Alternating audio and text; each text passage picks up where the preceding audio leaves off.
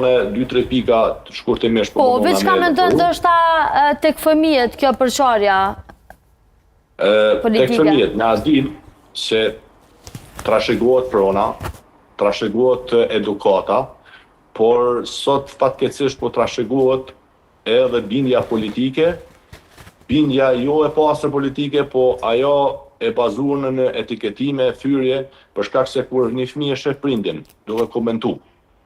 Domosdoshmërisht ka mu impliku, për shkak se rrjetet sociale secilët japin mundësinë të komentojnë, të replikojnë. Edhe sot nëse ti e shfaq një koment fyz ndaj dikujt, patjetër që dikush ka mu të kundërpërgjigj, edhe aty të fillojnë konflikti.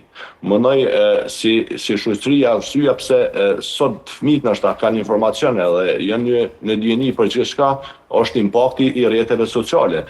Edhe mënyra se si përdoren rrjetet sociale realisht për si mjet propagandues kryesisht nga disa individ caktuar.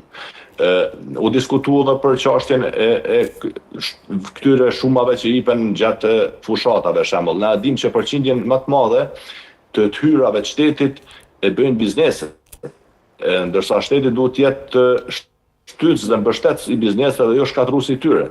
U diskutua edhe mënyra e festimit. Sot unë besoj që më shumë njerëz festojnë për shkak të shprehjes një mbleti ndaj një kundërshtari, se sa që festojnë për fituaren e tyre.